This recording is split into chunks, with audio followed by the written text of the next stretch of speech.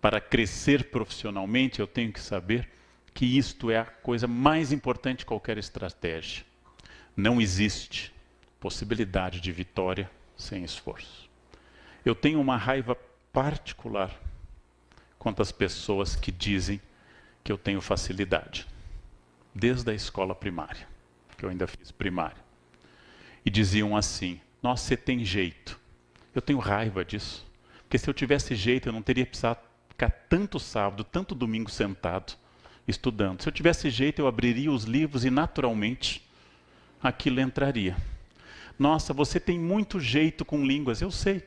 Foram meses indo em janeiro para fora para estudar. Se eu tivesse jeito, eu assistiria um filme e já entenderia com clareza isso. E eu passei a entender que jeito é o nome que os preguiçosos e os vagabundos dão ao esforço alheio. Sorte é a classificação que todo vagabundo diz daquilo que alguém fez por esforço. Nós tendemos a achar que as pessoas têm vocação e eliminamos a ideia do esforço. Eliminamos essa ideia. Tudo é esforço. E esse esforço tende a crescer na descida. Já notei da minha idade há algum tempo em diante que é uma opção. Diante de uma coisa simples como um quindim, há uma opção. 1 minuto de prazer na boca ou o resto da vida no quadril. É uma opção. Eu tenho que fazer uma escolha. Eu quero este prazer agora, que é bom, ou eu quero um outro prazer. Eu tenho que fazer opções a todo instante. Se eu quero estudar, eu vou ter que abrir mão de algum lazer. Se eu quero fazer um curso à noite de pós-graduação ou de graduação, eu vou ter que fazer um sacrifício brutal, que é ir cedo para o trabalho e sair da faculdade perto das 11 horas. Este é um esforço brutal, é cansativo. Você chega no sábado, catatônico. Não consegue sair da cama, só geme, murmura, porque a semana foi estressante. A faculdade já é um esforço, trabalho é um esforço, juntar os dois é um esforço titânico. Se eu quero aprender língua, se eu quero aprender a pintar, se eu quero qualquer coisa, eu preciso deste esforço. E nós temos uma dificuldade enorme em conceber este esforço. E traduzimos isso como jeito, sorte, quando não acusamos de manipulação e assim por diante. Todo ato de construir, todo ato de elaborar, de erigir, é um ato de pedra a pedra, no qual a pedra seguinte só pode se apoiar na anterior. Não existe telhado simpático sem um alicerce sólido. Essa metáfora significa que todo fruto que eu possa colher, inclusive a partir da vida adulta, representou uma série de esforços na origem. E eu posso colhê-los depois. É preciso enfatizar, especialmente nesse país, que tudo é fruto desse esforço. Que ninguém é rico por aquilo que ganha, mas como dizem alguns economistas, as pessoas são ricas por aquilo que gastam. Que uma pessoa pode ganhar muito dinheiro e viver no Serasa. E outra pode ganhar muito menos e acumular todo mês. Conheci há pouco um latifundiário em Mato Grosso do Sul, que citou um número impressionante da sua fazenda, e me disse que foi comprando hectare por hectare. Cada vez que sobrava um dinheirinho, ele comprava mais um hectare. E passou de um sítio a um latifúndio. Eu não estou fazendo aquela conversa que empresas adoram, que vocês devem amar o que fazem para diminuir a pressão trabalhista. Esse é um papo que a empresa adora. É preciso vestir a camiseta da empresa, ou seja, aceitem ser explorados ao máximo e não reclamem. Isso é anestesia social. Nós devemos sempre protestar por aquilo que é justo. Mas devemos escolher causas que são justas. Não devemos brigar por causas menores. Tem pouca coisa que vale a pena brigar na vida, muito pouca. Mas essas devem ser alvo de briga. Maquiavel definiu no século XVI que a estratégia de uma vida ou de um Estado é formada pela junção de dois valores complementares e opostos.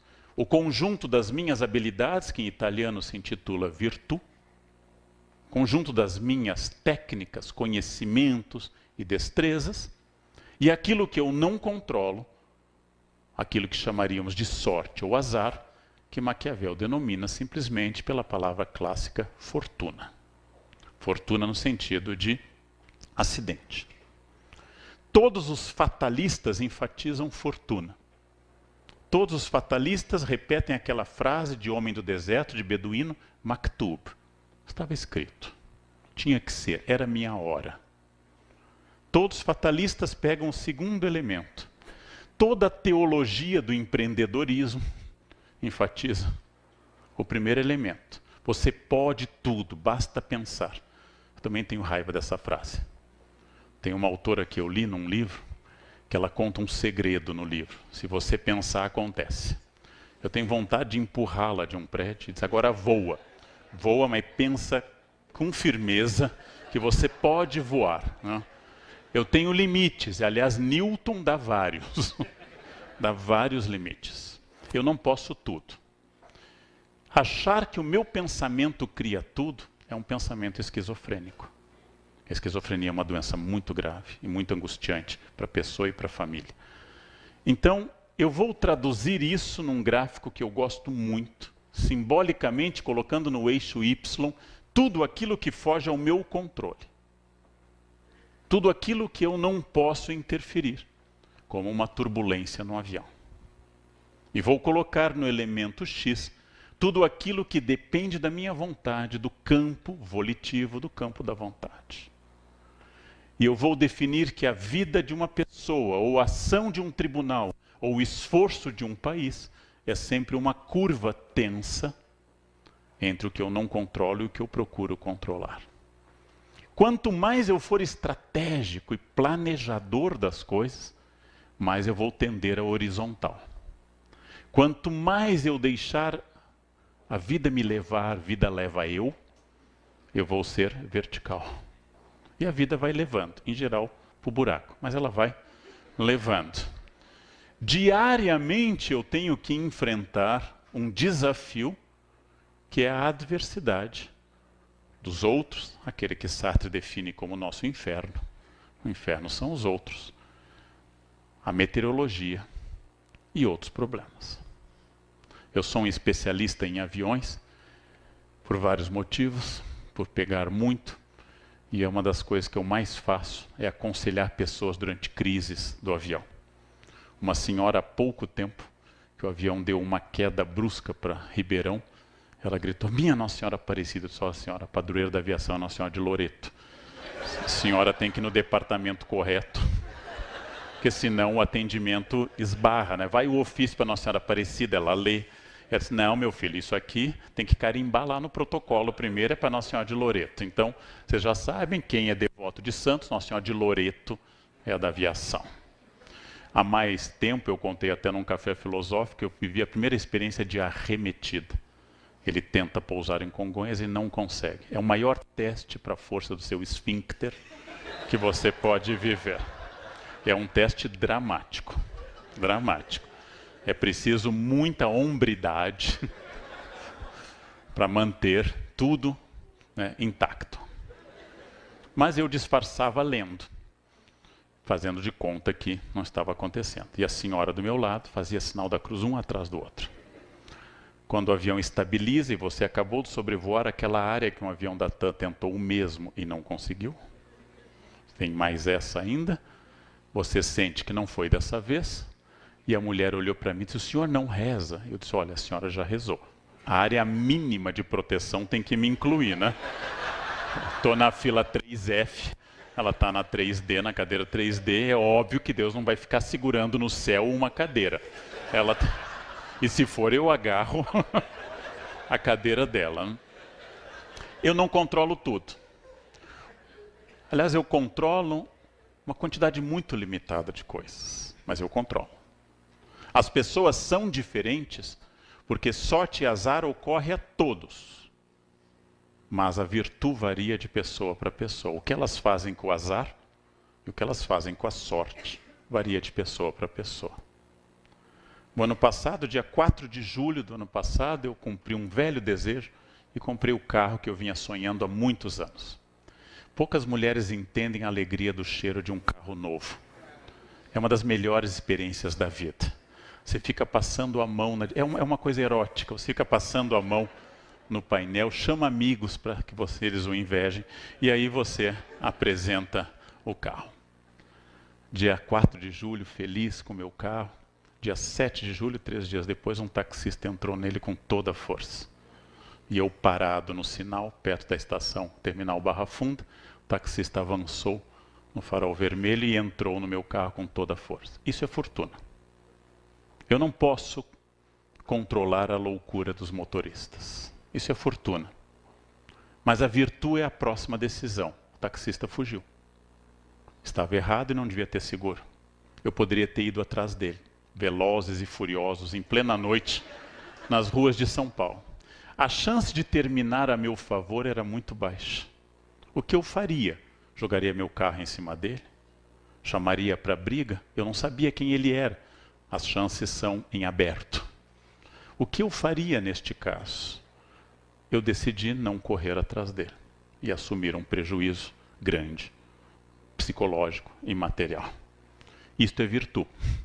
Como eu interajo com as ações da fortuna, é virtude. Alguém me desafia, alguém me xinga, alguém me insulta na rua ou no trabalho, isto vai ter que esperar de mim uma reação que dialoga com a virtude. Eu já disse em público, já gravei isso também, citando os filósofos estoicos como Marco Aurélio, especialmente seu livro Meditações, que a partir do capítulo 2 estabelece quem pode tirar a minha paz. Esse é o típico estoicismo. Eu penso nos xingamentos de trânsito. Quando alguém me xinga, e só há 2 xingamentos em São Paulo, não sei se em Goiânia há mais. Um envolve minha mãe e outro envolve uma suposta preferência sexual minha. Quando eu recebo esses 2 xingamentos, acompanhados do dedo médio em riste, eu sou obrigado a refletir. Acusam a minha mãe de vender favores mediante remuneração. Tem 2 hipóteses, ou sim, ou não. Olhando minha mãe nas fotos, e a sua cara, ela foi obviamente fiel. Ela não tem aquele brilho da pele, aquele sorriso, aquela clareza de satisfação. Ela realmente foi mulher de um único homem a vida inteira. Tem aquela cara fechada, triste, da fidelidade de uma mulher honesta.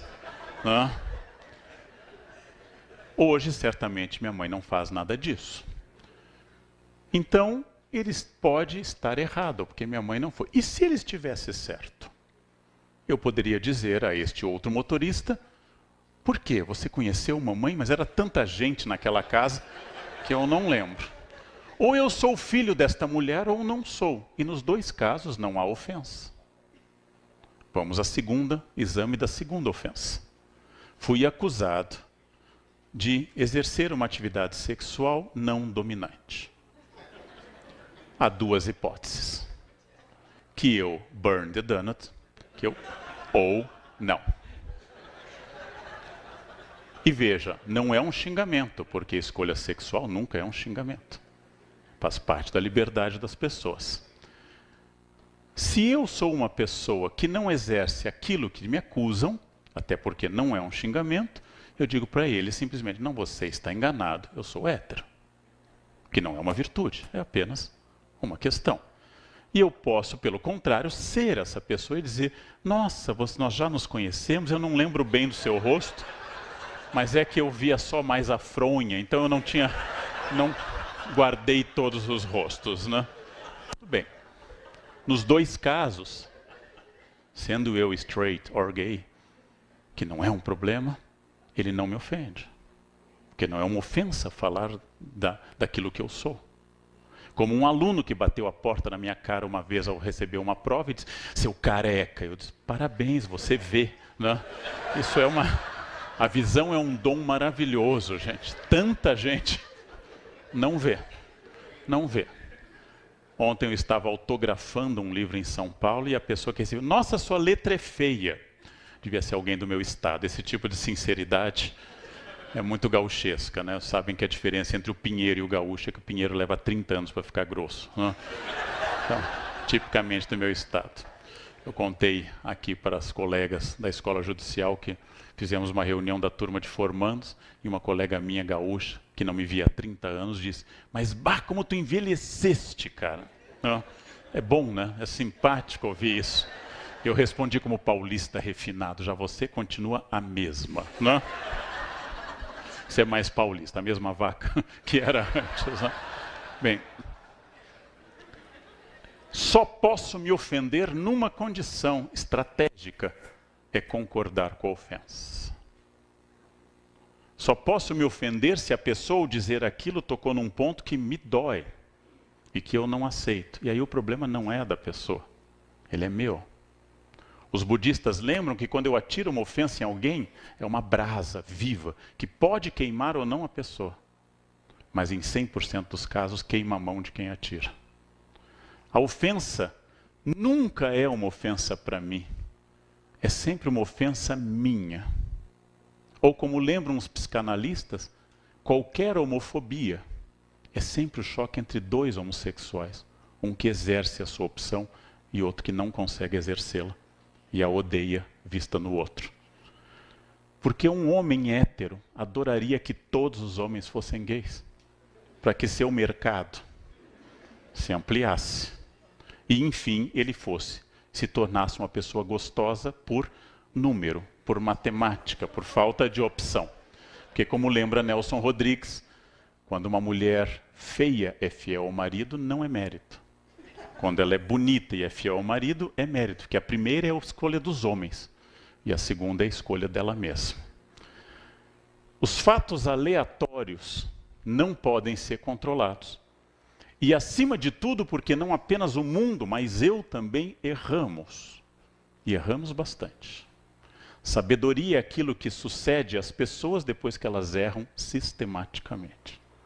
Depois de errar muito, nós atingimos a sabedoria. Às vezes pode ser uma sabedoria cínica, que é o caso do rei da soja, Olacir Moraes, que é acompanhada de uma modelo de 18 anos, ele com 70, foi questionado por uma pessoa que ele disse: o senhor não entende que ela está com o senhor por interesse?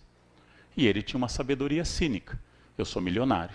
Uma de 70 anos também estaria por interesse, eu prefiro de 18. É uma sabedoria cínica, mas é uma sabedoria. É uma pessoa que sabe o que quer e quanto quer pagar por aquilo que quer. É a junção de duas necessidades. Um em busca de algumas coisas, outro em busca do CPF. Mas é uma junção de duas necessidades. O erro é fundamental. O erro é uma das coisas mais fundamentais em todos os casos. Nós dizíamos em tradicional interpretação de textos jurídicos, como o Código de Justiniano, e a partir principalmente da emersão de novas traduções, que no contraditório está o começo da justiça. O contraditório é o início da justiça, porque o contraditório é quando, provavelmente, um lado acusa o outro de erro, ou de visão equivocada. O contraditório é fundamental e o erro é fundamental, porque ele que me define como pessoa. O erro é uma das coisas mais importantes que eu posso fazer. É com o erro que eu chego à possibilidade de um acerto maior. E quando eu volto àquela palavra do Gênesis, errar é humano, eu vou dar um exemplo que meu colega Cortella dá num texto, quando ele nos lembra que nós andamos desde 1 ano de vida, provavelmente, e que nós treinamos a andar diariamente há 30, 40, 50 anos diariamente e tropeçamos. Não há nada na vida que eu treine tanto quanto andar, e eu erro. Quer dizer, não adianta. Errar é humano. Errar é absolutamente humano. Absolutamente humano. E o erro é central. Para que eu defina, por exemplo, que eu tenho que ter objetivos, e um dos objetivos mais fortes da vida é estabelecer um plano de trabalho, porque não há nada pior que uma pessoa inútil. E por trabalho eu entendo qualquer trabalho, inclusive voluntariado social. Não há nada pior que uma pessoa que não tem nada para fazer. Trabalho define meu limite da ética, trabalho define negociação, trabalho define uma carreira que me estabelece. E como eu já disse uma vez, é a frase de um colega meu da Unicamp, quando eu reclamei do excesso de coisas na chefia do departamento, ele me disse: Leandro, Todo mundo enche o saco. Família enche o saco. Vizinhos enche o saco. Reunião de condomínio é um monumento à encheção de saco. Patrão enche o saco e paga. Patrão é bom. Isso mudou minha vida. Eu pensei que a maior parte das pessoas enche meu saco e tira dinheiro da minha carteira. E o patrão é o único que enche e coloca.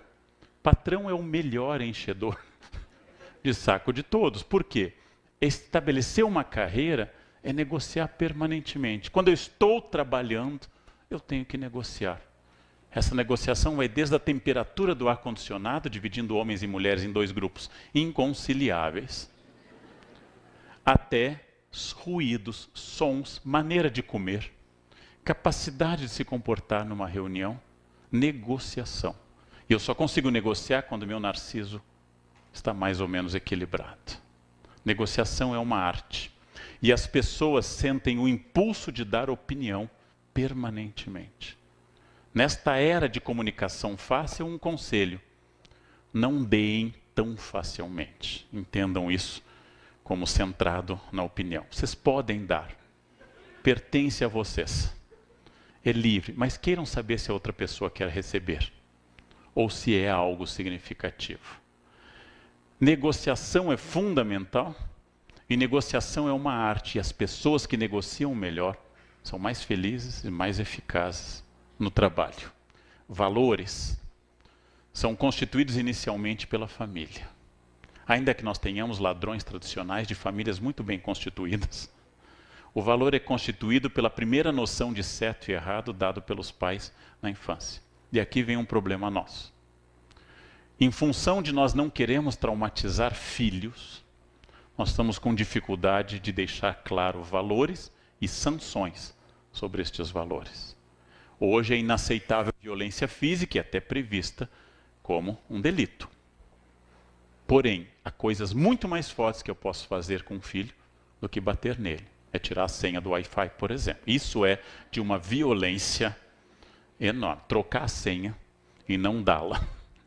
Isto, ele vai preferir um tapa. Dá para negociar um tapa? Há coisas que eu posso fazer para que, como diz Aristóteles, ninguém nasce com valores morais. Eles não são inatos, ao contrário do que acreditava Platão. Tem que ser ensinados. E como os pais não querem traumatizar, eles estão evitando educar. É preciso educar. É preciso educar, e educar é, do ponto de vista freudiano, estabelecer pequenos traumas superáveis. O que é um trauma superável? Meti o dedo na tomada, levei choque, eu aprendi. Eu fui educado que eu não devo meter o dedo na tomada. Cabe aos pais supervisionar a quantidade e a intensidade desses traumas, porque alguns são insuperáveis. Cuidar dos seus filhos, mas transmitir valores. Uma família constituída é aquela onde há atritos, mas é inadmissível, e eu acho isso o fim do mundo, que numa família, uma criança de 4 ou 6 anos decida coisas, decida férias, decida restaurante. Uma criança de 6 anos decidindo restaurante tem uma carreira política pela frente fabulosa. Porque literalmente ele é centrado no seu mundo e não negocia. Um pai que protege o filho mimando está criando um imbecil. E um imbecil desagradável no futuro. O mimo é a pior de todas as ações que se pode fazer com uma criança. Porque eu estou destruindo o futuro dele. Quem ama, educa. Quem ama, estabelece limites. Quem ama, ensina as pessoas que elas não são únicas nem centralizadas, que há outros no planeta. E nós somos um país que cada vez mais tem dificuldade em ver isso. A crise traz isso à tona de novo. Quais são meus limites? De novo, e sempre usando uma imagem renascentista, a perspectiva. Qual é o ponto que eu vejo mais profundamente? Na década de 70, quando ocorreu a crise do petróleo, a partir da guerra de Yom Kippur, 73, quando a OPEP disparou o preço do petróleo, na maior disparada que houve toda, que foram os 2 choques da década de 70, o governo brasileiro, então liderado pelo nosso único presidente luterano, Ernesto Geisel, tinha diante de si a seguinte questão: paraliso todas as obras de infraestrutura, como o metrô de São Paulo e Rio, como Itaipu, como o projeto de Angra dos Reis, ele decidiu que não, porque a crise passaria e aquilo seria necessário. Claro que tivemos um aumento de endividamento, mas a visão estratégica pode ser essa: aumentar o meu esforço, porque a crise passa e as pessoas não. A crise passa. E vai haver um momento que eu vou precisar olhar além da crise. Eu aprendi assim que eu entrei na USP para pós-graduação, com a minha orientadora, uma coisa muito estarrecedora para mim, quando ela me contou que, como ela, militante de um grupo de extrema esquerda na década de 60, foi presa, presídio de Tiradentes, foi torturado. E o torturador chegava todos os dias, queimava, dava uns tapas, dava uns choques, fazia aquelas perguntas, quem matou Joana d'Arc, né? Quem tentou, fazia as perguntas e ia embora. Era um hábito. E depois de 3 meses mudou o torturador.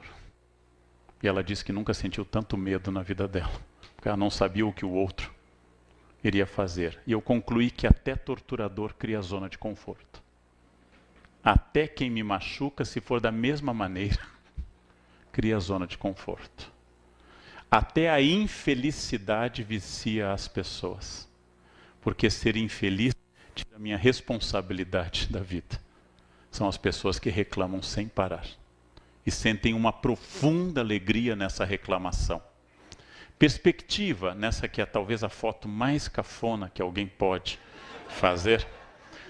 A perspectiva muda por completo dependendo do ângulo que eu tiro a fotografia. A Torre de Pisa ou Taj Mahal, outro exemplo de cafonice insuperável. A Torre de Pisa ou Taj Mahal, pegar a cúpula do monumento do Shah Jahan, do imperador que fez o Taj Mahal, é um exemplo de como eu posso mudar as questões de tamanho a partir do ponto que eu as olho. Aqueles que desistem durante a crise decidiram que ela será permanente. E esta é uma decisão pessoal. Só que o fazem provavelmente por preguiça e covardia. Porque não querem um esforço. E vão dizer a vocês que não é preciso fazer muito, que aqui nada dá certo. Aqui tem coisas que deram muito certo e aqui tem coisas que fracassaram. A perspectiva pode me trazer uma conclusão fundamental, que se é impossível para o ser humano um estado permanente de felicidade, não nos pertence essa capacidade. A felicidade é feita de espasmos momentâneos e de um sentimento mais ou menos generalizado, se eu acho que a minha vida vale ou não a pena. A perspectiva da felicidade é o que está à frente. E essa perspectiva depende exclusivamente de pessoas. Não depende de signo astrológico. Não depende de sangue. As pessoas dizem, eu tenho sangue italiano, então eu falo alto. Sangue, gente, tem A, B, AB e O, só. Que é a mostra como argumento racista é de imbecilidade brutal. O sangue humano é de 4 tipos, positivo e negativo, e ninguém tem sangue italiano, ou alemão, ou negro. Todo mundo tem sangue humano, exclusivamente sangue humano. A perspectiva me dá a possibilidade de eu não atribuir a terceiros os resultados. Você engordou, é tireoide, eu tenho tireoide. Toda a humanidade tem tireoide. Alguns extraem, mas toda a humanidade tem tireoide. A gente é de ossos pesados. Eu não sei, eu como uma alface engordei 4 quilos. Impossível fisicamente. Massa não pode se multiplicar espontaneamente. A teoria da geração espontânea foi derrubada há muito tempo.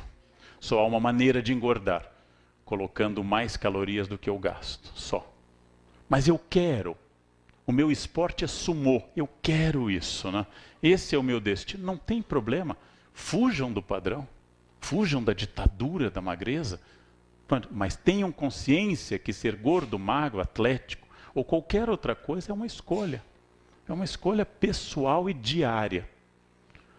Me perguntaram no meu grupo de fanpage do Face qual era o segredo de ler tanto. E aí eu ensinei esse segredo que eu só revelo em tribunais. Porque eu acho que espalhar torna vulgar isso, né? Então revelo para um padrão alto como o de vocês. O segredo é o seguinte: você senta, abre o livro e lê. É um segredo muito especial que eu levei décadas para entender. Quando eu tenho que ler, eu sento, abro o livro e leio. Se eu não ler, o livro não se lê. E quanto eu vou conseguir ler? Quanto mais vezes eu abrir o livro, sentar e ler. Há momentos que eu estarei mais ligado ao texto e menos ligado. Me perguntam, como é que você vai à academia às 5h30 da manhã? Eu faço assim, eu levanto, eu saio da cama, eu ponho roupa, pego o carro e encontro meu personal às 5h30. É um segredo brutal. Não? É assim que eu vou. É uma coisa que pouca gente descobriu, esse método revolucionário. Que tudo o que eu fizer nessa vida, especialmente em momentos de crise, é uma decisão. E eu sou o senhor do meu destino. Eu tenho que ouvir essas coisas e não posso redarguir, porque algumas pessoas são frágeis.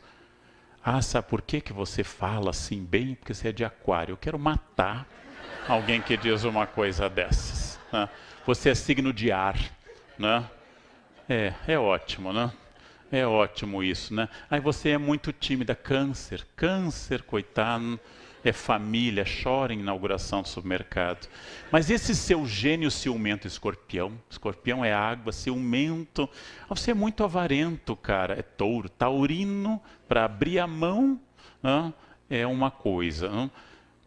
Gente, tomar um modelo de céu da Suméria fixo, como um dado científico no século XXI, pensamento mágico é divertido, mas nós temos que colocar o unicórnio dourado, a cuca e o boitatá no campo que eles merecem. Não? O pensamento mágico é fabuloso para definir a humanidade, mas é um pensamento mágico. Chega o ano novo e eu vou colocar roupa de baixo vermelha para encontrar amor. O que você encontra na vida com uma cueca vermelha, gente? Tentem pensar. E que Exu você se torna com uma cueca vermelha? Eu vou colocar amarelo, vou colocar uma cueca amarela porque é dinheiro. Dinheiro. Pense o que eu consigo com cueca amarela. Imaginem a cena da cueca amarela. Lingerie até talvez possa, mas a cueca é indescritivelmente ruim. O que significa isso? Eu vou ganhar dinheiro se eu ganhá-lo. Eu vou encontrar o amor se eu for atrás e tentar. E talvez se eu não encontre, o problema não seja do amor, mas de mim. Eu vou conseguir as coisas no momento que eu fizer, comendo ou não lentilha. Botando cueca vermelha ou não. Pulando 7 ondinhas ou não. O ano não será regido pela magia, mas o ano será regido por aquilo que eu fizer. É uma das coisas mais revolucionárias do mundo.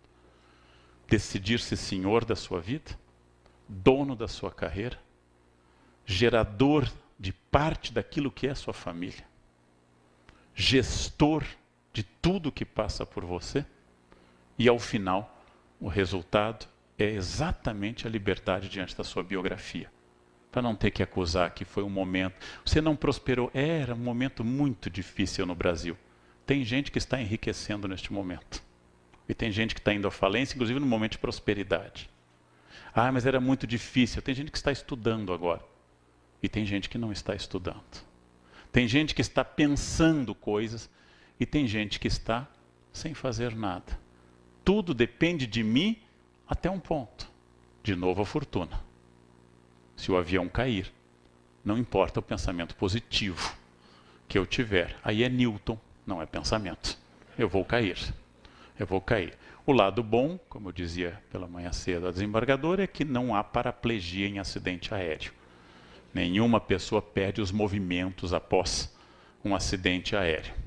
Ao final, o que eu consigo, se eu seguir estes preceitos e conselhos, é de fato transformar a crise em oportunidade. É de fato fazer deste momento um salto seguinte. De fato investir no futuro. É isso que eu tenho perseguido insistentemente a minha vida inteira. Onde eu posso melhorar. Onde eu quero melhorar. E cada vez mais consciente de uma coisa que eu não sabia na juventude. A energia decai a partir de uma idade. E vai decaindo numa proporção geométrica. Ela decai muito. Logo, eu tenho que ter algumas coisas acumuladas antes, porque eu não conseguirei fazer isso no fim. Eu tenho que me preparar e saber de cada fase uma fase nova e um desafio novo. Experiências novas, sair da minha zona de conforto, porque nada mais tedioso que alguém que se repete infinitamente. E parar de culpar esposa, filhos, governo Dilma, chefe, políticos, momento econômico, por fracassos ou por sucesso. O governo sempre fará o que lhe cabe fazer. Extrair o máximo do meu dinheiro e não fazer nada de útil com ele. Essa é a função desde que surgiu o Estado a partir de 3.200 a.C. Sempre fará isso. Porque, como disse Maquiavel, a lógica do poder é o poder, não é o bem-estar comum. É claro que eu vou lutar para um governo de bem-estar comum e ético. E vou lutar, e meu filho lutará, e meus netos lutarão. Ao final, se eu consigo fazer essas coisas, o prêmio pode ser uma vida que vale a pena. Felicidade ou infelicidade não é um acidente. A não ser que eu sofra de depressão grave, precise de medicação, e é uma doença grave, que ocorre a gente às vezes que trabalha muito, e alguns que não trabalham muito, mas é uma doença grave. Acabei de ler um livro sobre isso, O Sol do Meio, o Demônio do Meio-Dia. É uma doença grave. Mas tirando esses casos que podem ser tratados de depressão, felicidade é uma escolha. O que eu realmente quero? Quem eu quero ter ao meu lado? Quais são as pessoas realmente significativas? Quais são meus objetivos? Quanto eu quero a cada década de vida ter como amigo, como projeto profissional, como bens ou como experiência de vida? Quais os pontos que eu vou cuidar e quais os pontos que eu vou largar? Quais as pessoas que eu vou enfatizar e quais as que eu vou me afastar? E quais são as experiências de fato que são significativas? Respondendo isso, eu respondo a frase que fundou a filosofia ocidental, com Sócrates: conhece a ti mesmo. Esta frase fundante estabelece isso.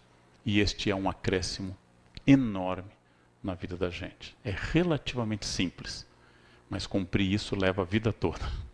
É relativamente simples. Como é que alguém fala tão bem inglês? Como é que fulano tem um corpo tão bom? Por que cicrano tem um carro tão bom? Por que naquela família as festas são tão legais e na minha nem tanto? Porque alguém fez. Porque alguém agiu. Então, ao invés de se refugiar no ressentimento e na inveja, ampare-se na ação. Ampare-se na decisão. Isto é absolutamente prático. A autoajuda diz que se você fizer X e Y, o resultado é garantido. A filosofia diz que não tem nenhuma garantia para absolutamente nada. Isto é uma verdade. Mas não fazer é ainda mais doloroso do que entregar os pontos. É mais derrotado ainda o ser do que aquele que luta. Então, é preciso fazer essas coisas. E a diferença é visível. Olhem para quem deu certo no sentido estrito da palavra. Não estou falando de bens materiais. Até pode incluir bens materiais. Olhem para quem deu certo. Atrás dessa pessoa existe estratégia. Existe uma estratégia de vida. E pode-se dar certo como uma boa mãe de família. Pode-se dar certo como um bom jardineiro. Pode-se dar certo como um bom funcionário. Não estou falando de êxito financeiro só. Mas atrás tem uma estratégia. O prêmio da estratégia bem feita, insistida e realizada chama-se felicidade. Esta é a vida que vale a pena ser vivida. Crise, sim. Esta crise vai passar. Ouçam o tio. Vai passar. Porque crise funciona como doença. Tem duas hipóteses. Ou a doença passa ou eu passo. Nos dois casos é irrelevante focar na doença. Porque ou eu morrerei ou eu me curarei. A crise ou levará todo mundo para o fundo do buraco e nós desapareceremos, ou nós vamos superá-la. E aí teremos uma onda de prosperidade. E depois disso, mais uma crise. Depois mais outra crise, talvez pior.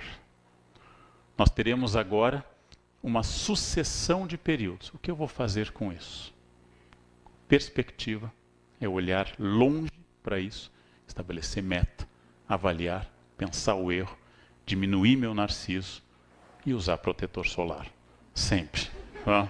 Porque independente do futuro, melanoma sempre é uma coisa muito difícil. Era isso que eu queria dizer a vocês nessa linda manhã em Goiânia. Muito obrigado pela atenção generosa de todos. Muito obrigado.